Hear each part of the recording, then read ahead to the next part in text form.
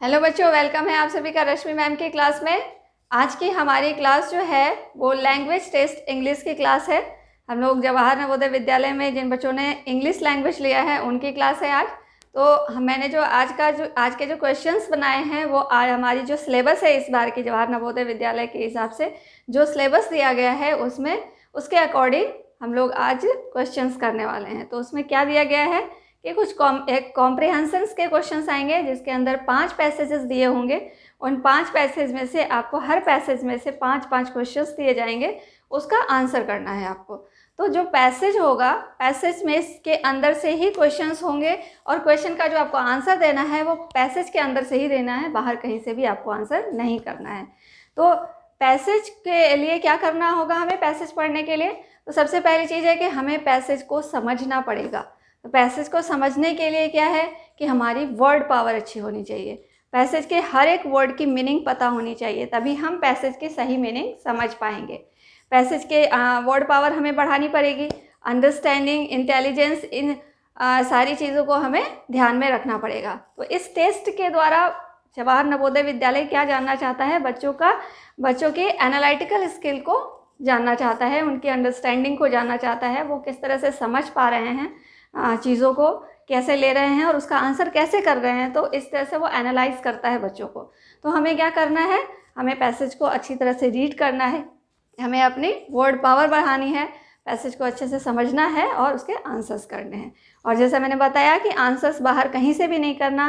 Fact बहुत कुछ हो सकता है, लेकिन हमें क्या करना है, पैराग्राफ के अंदर में जो लिखा है वही हमको एनालाइज करके बताना है, क्योंकि हमें जो चीज़ दी गई है आंसर हमें उसी में से देना है, बाहर कहीं से भी आंसर नहीं करना है। इस चीज़ को आपको केयरफुली बिल्कुल अच्छे से ध्यान में रख के इस पैराग्राफ का आंसर करना है आपको। तो चलिए शुरू करते हैं आज के पैराग्राफ के क्वेश्चंस, कॉम्प्रिहेंशंस। तो चलिए बच्चों देखते हैं इंग्लिश के कॉम्प्रिहेंशन में कुछ चीज़ें जानने की है जो मैं आपको भी बता दूँ। Reading passage are meant to test students analytical skill. This type of exercise makes the students learn how to be precise while giving answers. Comprehension test make the assessment of how well a student can infer the facts using their intelligence and word power of the students. मतलब reading passage से students के बारे में, उसकी analytical skill के बारे में पता लगाया जाता है और साथ ही ये भी देखा जाता है कि बच्चा जो है वो पैराग्राफ को किस तरह से समझ रहा है, अपनी इंटेलिजेंस, वर्ड पावर को यूज़ करते हुए स्टूडेंट्स किस तरह से पैराग्राफ के फैक्ट्स को समझ रहा है। इन चीज़ों को कॉम्प्रिहेंशन के थ्रू देखा जाता है।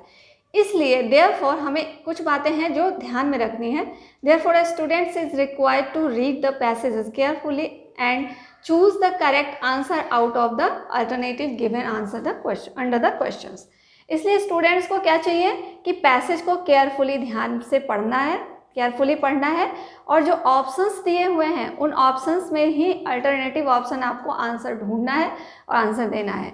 एक चीज़ आपको बता दूं कि आपको इसमें आंसर अपनी तरफ से कुछ भी नहीं देना है। आपको क्या देना है, सिर्फ पैराग्राफ के अंदर जो बातें दी हुई हैं उनमें से ही आपको आंसर ढूंढना है। चलिए आगे देखते हैं। Synonyms, antonyms and word meanings. Okay, in examination there is no any direct questions asked from this, but the comprehension section contain 2-3 questions based on antonyms, synonyms and word meanings। मतलब क्या है, exam में antonym, synonyms जो है वो direct नहीं पूछे जाते। जैसे कोई वर्ड दे दिया, उसने दे दिया गो दे दिया, इसका एंटोनिम बना दो, इसका सिनोनिम बना दो, तो ऐसा नहीं आता है। क्या होता है कि जो भी वर्ड्स के एंटोनिम या सिनोनिम पूछे जाते हैं वो भी आपके पैराग्राफ के अंदर से ही होते हैं। कोई बाहर से एंटोनिम, सिनोनिम या फिर वर्ड मीनिंग भी बाहर से नहीं पूछी जाती, वो पैराग्राफ के अंदर से ही पूछी जाती है। Okay, next, how to attempt comprehension. अब कॉम्प्रिहेंशन को हम किस तरह से अटेम्प्ट करें? Read the given passage carefully. सबसे पहली बात कि हमें पैसेज को केयरफुली पढ़ना है, ध्यान से पढ़ना है। Study the questions thoroughly, questions को थॉरली पढ़ना है। Turn to the relevant portion of the passage and choose the correct answers. हमें क्या करना है कि जो करेक्ट आंसर ढूंढना है उसके लिए हमें पैसेज के अंदर जाना है, जो भी आंसर वहाँ से मिलता है हमें बस वही आंसर देना है। The answers must be based on the information given in the passage. Answers जो होंगे वो जो भी इंफॉर्मेशन पैसेज के अंदर होगी उससे ही करना है। अब यहाँ भी एक रेड से मैंने लिख रखा है क्योंकि ये भी एक इम्पॉर्टेंट पॉइंट है। You should not choose the answer according to your own thought और ओपिनियन। पहले भी बताया मैंने, अपनी थॉट और अपने ओपिनियन के हिसाब से कोई भी आंसर हमें नहीं करना है। ओके, अब हम देखते हैं पैसेज 1। पैसेज 1 क्या है हमारा? Chewing gum was discovered 1000 years ago by Mayans in the Mexican jungle. Okay, chewing gum तो आप लोग खाते ही होंगे, है ना। अब ये च्युइंग गम जो हम लोग खाते हैं उसका डिस्कवर कब हुआ? 1000 years ago, हजारों साल पहले हुआ इसका आविष्कार। कहाँ पे हुआ? Bye Mayans. मायंस वहाँ के रहने वाले लोग थे। In the Mexican jungle, Mexican jungle में मायंस के द्वारा हजारों साल पहले च्युइंग गम का आविष्कार हुआ। Okay, they found a liquid leaking from a sapodilla tree. उन्होंने क्या पाया? एक सैपोर्डिला ट्री होती थी मैक्सिकन के जंगलों में, वहाँ से कुछ लिक्विड लीक हो रहा था, तो वो चीज़ उन्होंने वहाँ पे पाई। जैसे कि आप लोग देखते भी होंगे, आप लोग ऐसे जैसे बबूल के पेड़ से भी कुछ गम्स जैसी चीज़ें निकलती हैं, तो उसको भी हम इकट्ठा करके गोंद के लड्डू खाते हैं, है ना, तो वो भी उसका ही एक्सक्रीशन होता है। तो इसी तरह से वहाँ पे एक सैपोडिला नाम की ट्री थी, उसके अंदर से कुछ लिक्विड लीकिंग होता था। तो एज इट ओज आउट, जब वो बाहर आता था, तो is thickened into something that they called chicle. जब वो बाहर आता था तो एक उभार जैसा हो जाता था। ओके, तो उसको क्या करते थे लोग? उसको वो लोग कहते थे चिकल के नाम से जानते थे। Which was chewable and tasty, जब वो चबाने में टेस्टी होते थे, चबाए जा सकते थे और टेस्टी होते थे। Today workers called chicleros still collect chicle. आज भी जो लोग चिकल को कलेक्ट करते हैं उन्हें क्या कहते हैं? चिकलेरोज। ओके, तो ये एक इम्पॉर्टेंट पॉइंट है, इनको हम अंडरलाइन करते चलें। तो जो वहाँ पे चिकल्स कलेक्ट करते थे उनको क्या कहा जाता है? आज भी चिकलेरोज कहा जाता है। कुछ ऊपर भी इंपॉर्टेंट पॉइंट्स हैं जिनको भी हम अंडरलाइन कर दें। कितने साल पहले? 1000 years ago मायंस ने किया था, और कौन से जंगल में? मैक्सिकन जंगल में। ये फाउंड अ लिक्विड, लेकिन सैपोडिला ट्री कौन से ट्री से मिलता है? सैपोडिला ट्री से। ठीक है, तो ये इतनी सारी चीज़ें इंपॉर्टेंट थी जो हमने सर्कल कर दिया। ये कि ये भी है चिकल, उस चीज़ को हम क्या कहते थे? चिकल कहते। तो चिकल कलेक्ट करने वाले को चिकलेरोज कहते हैं। The chicle is boiled to remove the water. अब क्या किया जाता है? उसके बाद चिकल्स को बॉयल किया जाता है और उसके अंदर से वाटर को रिमूव किया जाता है। It is then made into slabs about 30 pounds each और 14 किलोग्राम ईच। अब उसके बाद क्या किया जाता है कि 30 pounds या फिर 14 किलोग्राम का एक स्लैब्स बनाया जाता है। उनको बॉयल करने के बाद, पानी निकालने के बाद उसको क्या किया जाता है? 30-30 पाउंड के स्लैब्स बनाए जाते हैं, या फिर 14 किलो बोल दो या फिर 30 पाउंड बोल दो, इतने का अलग अलग स्लैब्स बनाया जाता है इनका। These slabs are sent to gum factories। अब इन स्लैब्स को कहाँ भेज दिया जाता है? गम फैक्ट्रीज में भेज दिया जाता है। There it is mixed with several ingredients। अब उसके बाद वहाँ पे क्या किया जाता है? कुछ इंग्रेडिएंट्स उसमें मिलाए जाते हैं। टू क्या करने के लिए? Sweeten, soften, flavour and colour the gum. क्या करने के लिए उसमें इंग्रेडिएंट मिलाए जाते हैं? उसको मीठा करने के लिए, सॉफ्ट करने के लिए, फ्लेवराइज करने के लिए और उसमें कलर देने के लिए उसमें ये सारी चीज़ें मिलाई जाती हैं। अब देखते हैं हम इससे रिलेटेड क्वेश्चंस क्या हैं। देखिए, डिस्कवर च्युइंग गम। अभी हमने पढ़ा था ना कि च्युइंग गम का डिस्कवर किसने किया था? तो मायंस ने किया था। हमारे पास ये ऑप्शन है यहाँ पे, फर्स्ट वाला मायंस, ये आंसर हो गया। सेकेंड हमारा क्या हो गया? Are the workers who collect chicle. ठीक है, चिकल जो कलेक्ट करते थे उन वर्कर्स को हम क्या कहते थे? अभी पढ़ा हमने कि चिकलेरोज कहते हैं उनको। Slabs of chicle are sent to. Slabs of chicles जो थे उनको कहाँ भेज दिया जाता था? तो हमने अभी भी पढ़ा है कि उनको कहाँ? फैक्ट्रीज में भेजा जाता था। तो गम फैक्ट्रीज हो गया हमारा आंसर। नेक्स्ट देखते हैं, several ingredients are added to chicle to do all of the following except to dash it. मतलब कुछ इंग्रेडिएंट्स मिलाए जाते हैं उसके अंदर, उसमें क्या नहीं करने के लिए, आपको ये चीज़ ध्यान रखना है। Chicle to do all of the following except to dash it. Okay, except मतलब उस किसको छोड़कर। तो हमने क्या क्या पढ़ा था? सॉफ्ट करने के लिए, फ्लेवराइज करने के लिए और स्वीटन करने के लिए। थिकेंड तो नहीं पढ़ा था, तो हमारा आंसर क्या हो जाएगा? थिकेंड। ठीक है, एक्सेप्ट लिखा है इसलिए ध्यान रखना है आपको ये। A suitable title for the passage will be, इस पैसेज का सुटेबल टाइटल क्या होना चाहिए? तो इसमें जो जो चीज़ें दी हैं इसी में से हमें देखना है। The gum, the chiclero, the story of chiclero, the story of chewing gum. तो सबसे बेस्ट हमें क्या लग रहा है? The story of chewing gum, क्योंकि च्युइंग गम के बारे में ही बताया गया है सारी चीज़ें। तो हमें आंसर हो गया हमारा 4th। चलिए अब ये पांचों पैराग्राफ के 5 क्वेश्चंस हो गए एक पैराग्राफ के। नेक्स्ट पैराग्राफ देखते हैं, पैसेज 2। पैसेज 2 क्या है? India is a land of pilgrims and pilgrimages. India क्या है? एक भूमि है किसकी? पिलग्रिम्स और पिलग्रिमेजेस की, मतलब तीर्थ स्थान और तीर्थ यात्रियों की भूमि है। यहाँ पे बहुत सारे तीर्थ स्थान बहुत सारे हैं और बहुत सारे लोग घूमने वाले भी हैं। These holy places whether in the hills or in the plains are generally situated on river bank or by the sea. The holy places, ये जो holy places होते हैं वो जनरली कहाँ होते हैं? हिल्स में या प्लेन्स पे होते हैं, और मेनली क्या होते हैं? ये नदियों के किनारे होते हैं या सी के किनारे होते हैं। आप भी बहुत सारे होली प्लेसेस पे घूमने गए होंगे तो क्या देखा होगा? जनरली वो क्या होते हैं? किसी रिवर के किनारे होते हैं या किसी सी के किनारे होते हैं। It is not only the religious people who visit these places of pilgrims but also travelers and sightseers from all over India and abroad.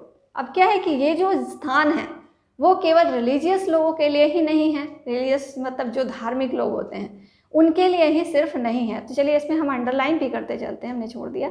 India is a land of pilgrims और पिलग्रिमेजेस का land है। These holy places whether in this hills और plains पे होते हैं, and generally situated on river bank or on by the sea.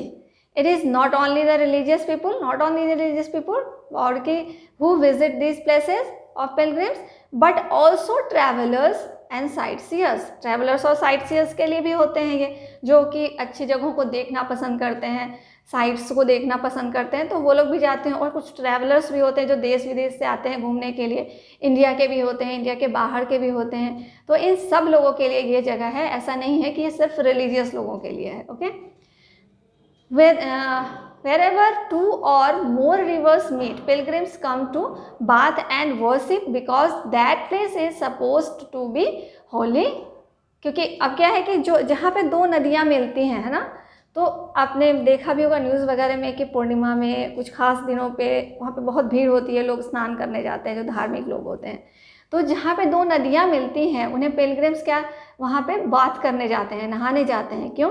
क्योंकि वो उस प्लेस को क्या मानते हैं? होली प्लेस मानते हैं जहाँ पे 2 नदियाँ मिलती हैं। Okay, one such place in Haridwar, उनमें से एक जगह कौन सा है? हरिद्वार है। ठीक है, which is situated on the bank of river Ganga, जो कि गंगा नदी के बैंक पे किनारे पे है। तो इस तरह से हमने यह पैराग्राफ पढ़ लिया, कुछ इंपॉर्टेंट पॉइंट्स को अंडरलाइन कर लिए। अब हम देखते हैं इसके questions. Holy places are visited by religious people, sightseers as well as, अभी हमने पढ़ा कि जो होली प्लेसेस हैं वो विजिट किन के लिए विजिट करने के लिए? रिलीजियस पीपल, साइट सीयर्स, और उनके साथ ही साथ किन के लिए भी है? ये ट्रैवलर्स के लिए भी हैं।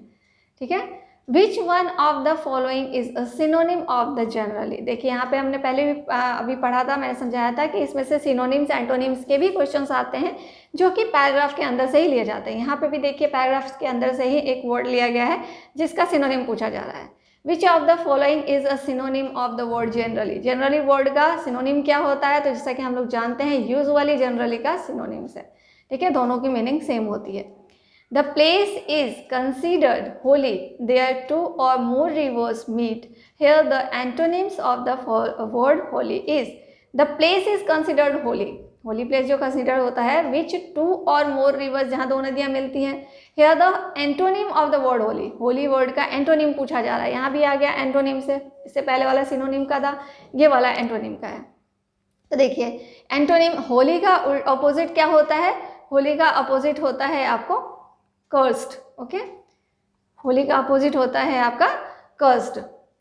होली का अपोजिट कर्स्ड क्या होता है? होली मीन्स क्या हमने पढ़ा था कि पवित्र स्थान जो होता है उसे हम होली कहते हैं, और कर्स्ड मीन्स क्या होता है? जो शापित स्थान होता है। तो अपोजिट एंटोनिम्स में क्या हो गया? उसका अपोजिट कर्स्ड हो गया। ओके, नेक्स्ट देखते हैं 4th question. People can to bathe and worship in Ganga as its water is अब हाँ, गंगा में लोग क्यों नहाने के लिए जाते हैं, पूजा करने क्यों जाते हैं? बिकॉज उसको वो क्या मानते हैं, होली, पवित्र मानते हैं गंगा को, holy river. People go on a pilgrims because they are, people go on a pilgrim because they are, लोग पिलग्रिम पे जाते हैं क्यों? बिकॉज दे आर, क्योंकि वो क्या होते हैं, वो रिलीजियस होते हैं, धार्मिक होते हैं, इसलिए वो पिलग्रिम पे जाते हैं। ठीक है, तो यहाँ तक का हमारा हो गया। चलिए अब देखते हैं नेक्स्ट पैराग्राफ। चलिए नेक्स्ट पैराग्राफ हमारा थर्ड है। It was Ajit birthday, Ajit का बर्थडे है। All his friends are and relatives had gathered, बहुत सारे फ्रेंड्स और रिलेटिव्स आए हुए हैं उसके घर पे। ही रिसीव्ड मेनी गिफ्ट, उसने बहुत सारे गिफ्ट पाए सभी से। There were books, toys and clothes, उसमें क्या थी, बुक्स थी, टॉयज थी, क्लॉथ्स थे। Ajit's aunt gave him a surprise gift, a rose sapling, Ajit की जो आंटी थी उन्होंने उसको क्या दिया, एक सरप्राइज गिफ्ट दिया, जो क्या था, रोज का सैपलिंग। रोज का सैपलिंग, रोज का छोटा सा पौधा। Okay, Ajit liked his aunts gift the best, Ajit ने जो गिफ्ट जितने भी मिले थे उनमें से सबसे बेस्ट गिफ्ट किसको माना, आंटी के गिफ्ट को माना, जो कि क्या था, रोज की सैपलिंग थी। And at once ran to the garden and planted the sapling, और उसी समय, एट वंस, उसी टाइम वो क्या गया, दौड़कर गया गार्डन में और सैपलिंग को उसने प्लांट कर दिया, लगा दिया। Ajit water the plant every day, वो क्या करता था, प्लांट को हर दिन वाटर डालता था, पानी डालता था, वाटर मतलब पानी डालता था। As soon as he woke up in the morning he would rush to see how would the plant had grown, वो जैसे ही सुबह सोकर उठता था, भागकर वो कहाँ जाता था, देखने के लिए कि उसका प्लांट जो है वो कितना बड़ा हुआ है प्लांट है कितना बड़ा हुआ है। One day he saw two little roses birds peeping out, एक दिन उसने क्या देखा कि दो छोटे छोटे रोज उसमें से, बर्ड्स में से झांक रहे हैं। पीपिंग में झांकना। He kept watching the birds bloom, he kept watching the birds bloom into beautiful yellow rose, उसने क्या देखा कि बर्ड्स ब्यूटीफुल येलो रोज की बर्ड्स को बूम्स खिलते हुए देखना चाहता था वो। ही केप्ट वॉचिंग द, वो देखता था, डेली का डेली उसको खिलते हुए देखता था। He was happy and thrilled, वो क्या था, वो बहुत खुश था और एक्साइटेड था। थ्रिल्ड मीन्स क्या, एक्साइटेड था। ठीक है, बहुत हैप्पी और एक्साइटेड था। With his mothers help he plucked the flower, उसने अपनी मदर की हेल्प से क्या किया, फ्लावर्स को तोड़ा। He gifted the first 2 roses to his mother and sister, उसने जो पहला रोज, फर्स्ट 2 रोजेस, पहले जो 2 रोज खिले थे उसमें उसने क्या किया, उन रोजेस को अपनी मदर और अपनी सिस्टर को दिया। Ajit decided to plant more sapling in his garden, Ajit ने क्या डिसाइड किया कि वो अपने गार्डन में और भी ज़्यादा सैपलिंग्स लगाएगा।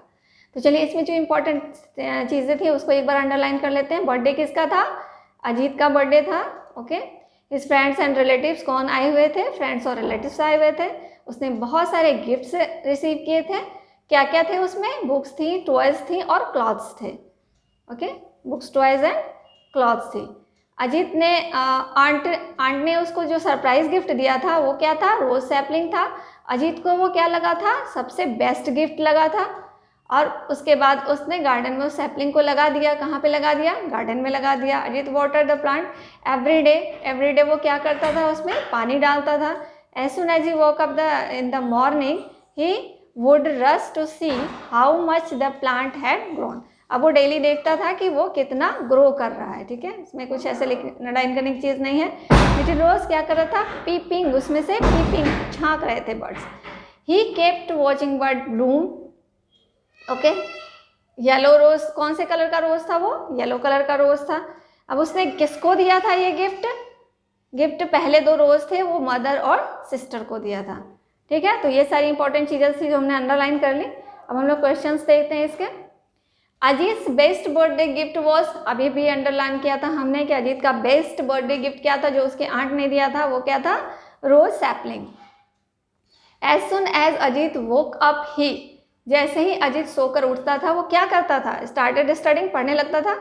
रसेस टू सी द सैपलिंग, यही तो करता था ना वो, rushed to see the sapling. Had a बात तो करता नहीं था, वेंट टू स्कूल तो करता नहीं था। पहला काम उसको क्या होता था, rushed to see the sapling. Next, how many roses bird appears first, पहली बार उसमें कितने बर्ड्स appear हुए, कितने बर्ड्स दिखे, ठीक है, तो 2 बर्ड्स दिखे, है ना।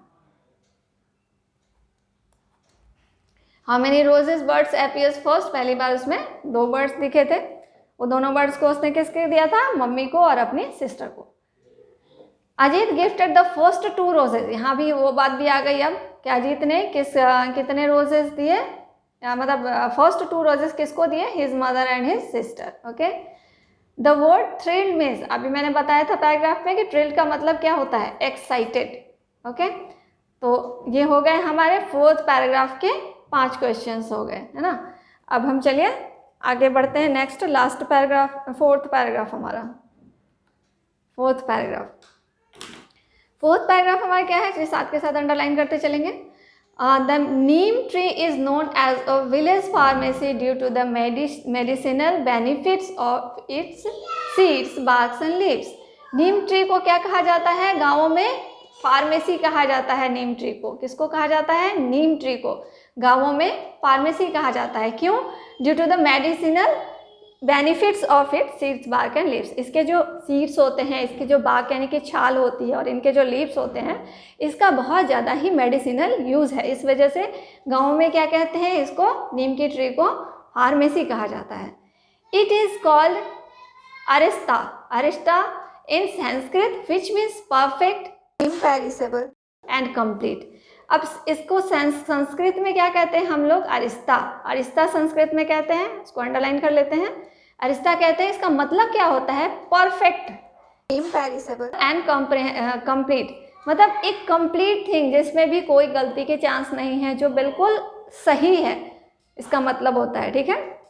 नीम oil play an important role in pest control and can also be used as replacement for mosquito repellent, ठीक है। नीम का जो तेल होता है वो एक इम्पॉर्टेंट रोल प्ले करता है, किसमें, पेस्ट यानी कि कीड़े मकोड़े जो होते हैं लग जाते हैं खेतों में, पेस्ट कंट्रोल में यूज़ किया जाता है। And can also be used as replacement of mosquito, मच्छर को भगाने के लिए भी इसके ऑयल को यूज़ किया जाता है। Neem seeds cake are used as fertiliser, नीम के जो सीड्स होते हैं उससे केक बनाई जाती है और उसका यूज़ कहाँ पे किया जाता है, फर्टिलाइज़र के रूप में किया जाता है। यानी कि किसानों के काम के भी हैं ये, फर्टिलाइज़र के रूप में भी किया जाता है। किसका यूज़, नीम के सीड केक्स का यूज़, ठीक है। और नीम के ऑयल का यूज़ किस में होता है, तो ये पेस्ट कंट्रोल में होता है और मॉस्किटो रिपेलेंट के रूप में भी इसका यूज़ होता है। A paste of neem leaves is use to treat chicken pox, जो नीम के लीफ होते हैं उसका पेस्ट बनाकर, पेस्ट ऑफ नीम लीफ किस में यूज़ किया जाता है, चिकन पॉक्स के इलाज में भी इसका यूज़ किया जाता है।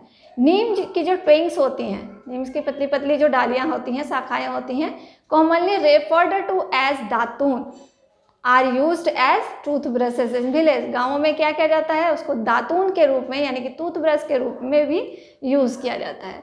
The bark and roots are also used in powdered form to control fleas and ticks on paste. Okay, तो bark and roots are also used, इसके जो छाल होती है, bark में छाल जो होती है और जो इसके रूट होते हैं are also used, इनका भी यूज़ किया जाता है। इनको पाउडर फॉर्म में बनाया जाता है और फिर फ्लीज यानी कि जो छोटे छोटे कीड़े मकोड़े जो जानवर होते हैं ना, एनिमल्स होते हैं, उनके बॉडी पे कीड़े उड़ते रहते हैं और उनके बॉडी के अंदर छोटे छोटे कीड़े भी होते हैं ना, जिसको हम टिक्स कहते हैं। तो इन फ्लीज और इन टिक्स को भी भगाने के लिए बार्क्स और रूट्स के पाउडर बनाए जाते हैं और उनका यूज़ किया जाता है।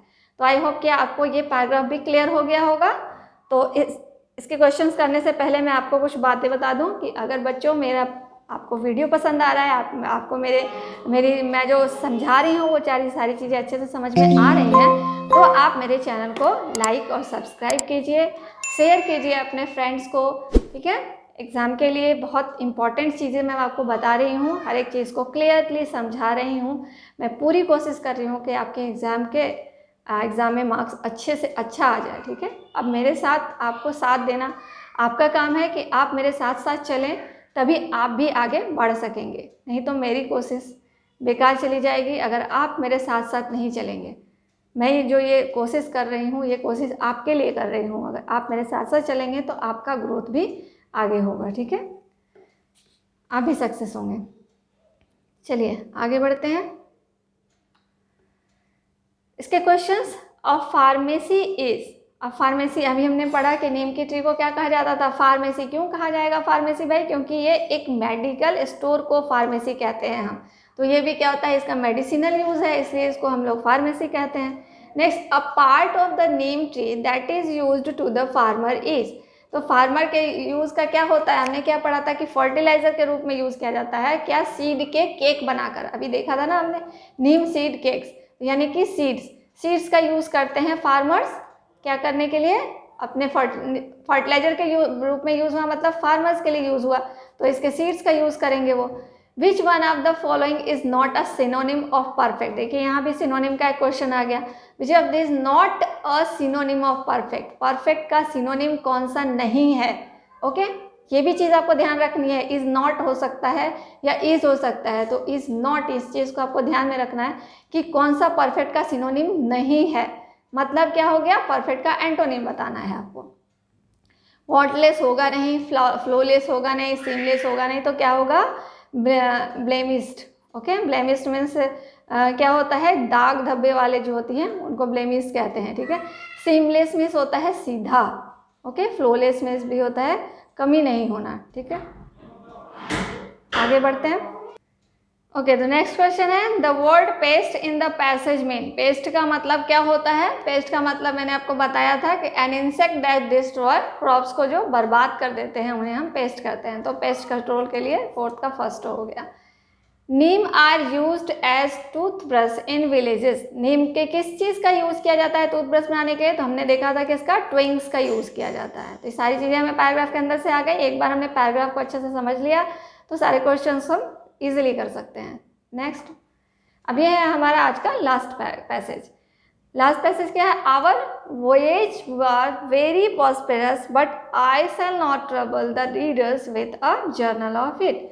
मतलब क्या था, हमारे जो वॉयज होते थे, पहले क्या होते थे कि हम समुद्र से यात्रा करते थे, दूर की यात्रा जो होती थी वो हम समुद्र से किया करते थे, क्योंकि उस समय क्या होते थे, एरोप्लेन्स वगैरह होते नहीं थे, तो हम क्या करते थे, जहाज़ों से यात्रा करते थे। तो उस समय के जो वॉयज होते थे, समुद्री यात्रा होती थी, वो क्या होती थी, बहुत समृद्ध होती थी। क्यों?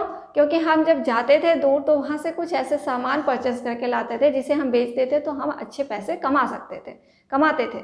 तो हमारी जो वॉइसेस होती थी वो क्या होती थी, बहुत प्रॉस्पेरस होती थी, मीन्स समृद्ध।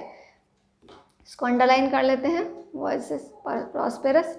But I shall not trouble the readers with the journal of it, ये तो बहुत बड़ी कहानी है, लेकिन मैं जो है अपने, ये जो लिखने वाले हैं वो कह रही हैं या कह रहे हैं कि वो अपने रीडर्स को ज़्यादा ट्रबल नहीं पहुंचाना चाहते, कि वो इतनी सारी बातें इसमें लिखना नहीं चाहते। तो कुछ खास चीज़ें जो उन्होंने लिखी हैं। The captain called in at 1 or 2 ports and sent in his long boat for provisions and fresh water, but I never went out of the ship. Still we came into the down. Okay, the captain called, ठीक है, इन at 1 or 2 ports। Captain क्या होता है, 1 या 2 ports पे रुकते थे, अपने जहाज को रोकते थे और क्या करते थे, वहाँ से बड़े बड़े शिप, तो जहाज़ें जो होती है वो किनारे तक नहीं आ सकती, बड़ी होती हैं काफ़ी, तो वहाँ से अपने लंबे बोट्स में भेजते थे लोगों को कि जाओ वहाँ से जाके जो भी पास की जगह है वहाँ से provisions and fresh water, provisions means खाने पीने का कुछ सामान, क्योंकि यात्रा काफ़ी लंबी होती थी तो इतना खाना बचता नहीं था। तो जहाँ जहाँ पे पोर्ट को रोका जाता था, पोर्ट पे रोका जाता था, पोर्ट यानी कि वो जगह जहाँ शिप को रोका जाता है, तो वैसी जगह पे जा कर के वो खाने पीने का सामान और फ्रेश वाटर वहाँ से लाते थे, ठीक है, प्रोविजन एंड फ्रेश वाटर वहाँ से वो लाने के लिए भेजते थे। But I never went out the ship still we came into the down, मतलब कि लेकिन मैं कभी भी वहाँ पे नहीं उतरी जब तक कि मैं अपने ठिकाने तक पहुँच नहीं गई, मतलब जहाँ उसे जाना था वहाँ जब तक नहीं पहुँची या पहुँचा जो लिखने वाले हैं, तब तक वो एक बार भी नीचे नहीं उतरे। Which was on the 3rd day of June 1706, about 9 months after my escape। अब ये कह रहे हैं कि मैं जब घर से escape मीन्स भागा, छोड़ा या निकला, सभी को छोड़कर आ गया, बहुत सारी चीज़ें हो सकती है escape का मीनिंग। तो जब मैं अपने घर से आया था, घर को छोड़कर आया था, तो मुझे 9 महीने हो चुके थे जब मैं अपनी जगह पे पहुंचा। वो कौन सा दिन था? 3rd डे था जून का 1706 का। जब वो अपनी जगह पे पहुंचे तब वो कौन सा दिन था अपने घर को छोड़े हुए? 3rd डे ऑफ जून था, जो कि 9 महीने हो चुके थे, 1706 में पहुंचा था वो। I offered to leave my goods in security for payment of my freight, but the captain protested he would not receive one farthing. Okay, तो उसके पास पैसे नहीं थे, ठीक है, राइटर जो हैं उनके पास पैसे नहीं थे, तो उन्होंने क्या किया कि जो कैप्टन थे उनको ऑफ़र किया कि मेरा जो सामान है वो सिक्योरिटी के रूप में आप रख लो और मैं जाकर आपके लिए पैसे लेकर आता हूँ। तो क्या हुआ कि जो कैप्टन था, the captain protested he would not receive one farthing, मतलब जो कैप्टन थे उन्होंने इसका विरोध किया कि उन्हें जो है, प्रोटेस्टेड मतलब इसका विरोध किया कि उसको एक भी आना नहीं चाहिए, एक पैसा भी नहीं चाहिए, उन्होंने इसका विरोध कर दिया। We took kind leave to each other, उन्होंने क्या किया, एक दूसरे को बाय किया। And I made him promise, और मैंने यानी कि राइटर ने क्या किया, उस कैप्टन से एक प्रॉमिस लिया, that he would made promise, उन्होंने से प्रॉमिस लिया that he would come to see me at my house in Redcliff. उन्होंने ये प्रॉमिस लिया कि आप जो हैं यानी कि कैप्टन जो है वो मुझसे मिलने के लिए, मेरा जो हाउस है रेडक्लिफ में, वहाँ पर मुझसे मिलने के लिए आएंगे। I hired a house and a guide for 5 shillings which are borrowed from the captain. अब क्या हुआ, उसके बाद वहाँ से तो वो चले गए अपना सामान लेकर, उन्हें कैप्टन ने पैसे भी नहीं लिए, लेकिन वो एक अच्छा इंसान था इसलिए उन्हें पैसे भी नहीं लिए। और क्या हुआ कि वो वहाँ से एक दूसरे को टाटा बाय बाय करके चले गए। और उसने फिर जाने के समय कैप्टन से प्रॉमिस लिया कि तुम मुझसे मिलने के लिए जो रेडक्लिफ में मेरा हाउस है वहाँ पर आओगे। फिर क्या हुआ कि कैप्टन से ही उसने कुछ पैसे उधार लिए, जिससे उसने क्या किया, एक घर खरीदा वहाँ पे और एक गाइड लिया जो कि 5 shillings का था। शिलिंग्स वहाँ की मनी होती है, पैसे होते हैं इंग्लैंड के, उसको शिलिंग्स कहते हैं। तो उसने क्या किया, कैप्टन से ही जो पैसे उधार लिए थे उससे उसने एक हाउस लिया और एक गाइड लिया। चलिए, अब ये पैराग्राफ तो हम समझ गए। अब इसके क्वेश्चन आंसर्स देखते हैं। चलिए देखते हैं first question. When the writer use the word prosperous to describe the voice the means he means that, मतलब यहाँ पे प्रॉस्पेरस का मतलब क्या है, इस पैराग्राफ जो ऑप्शंस हैं उसके अकॉर्डिंग हमारा आंसर क्या हो जाएगा, इट वाज वेरी प्लीजेंट, क्योंकि हमें ऑप्शन के अकॉर्डिंग आंसर देना है। तो इट वाज वेरी प्लीजेंट, बहुत सुकून वाला होता था। Second, on the voice the author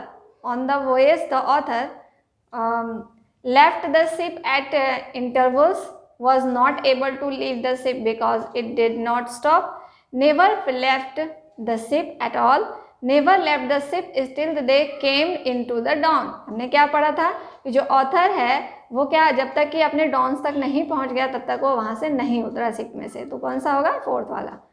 in the context of the passage the word provisions means हमने पढ़ा था क्या, अभी खाने पीने का जो सामान होता है तो क्या हो गया, मेनली फूड कहते हैं provision। Next question, for the payment of the author's flight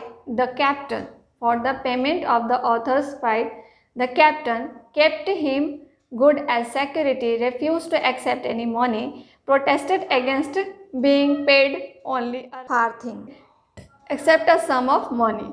तो हमने क्या पढ़ा था कि उसने क्या किया था, रेफ्यूज़ कर दिया था, मना कर दिया था एक पैसा भी लेने से। तो क्या हो गया, 4th का हमारा 2 हो गया, पेमेंट के लिए उसने मना कर दिया था। 5th क्वेश्चन देखते हैं।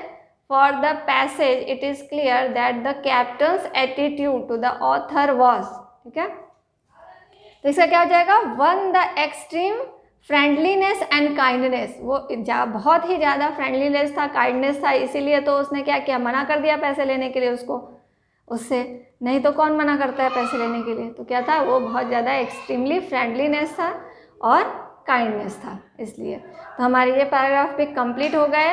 तो आपको ये सारे पैराग्राफ अच्छे से समझ में आ गए होंगे। तो चलिए अब हम ये आज की क्लास यहीं ख़त्म करते हैं। नेक्स्ट नई वीडियो में मिलेंगे नई एनर्जी के साथ। तब तक के लिए tata, bye bye, see you, like and subscribe my channel.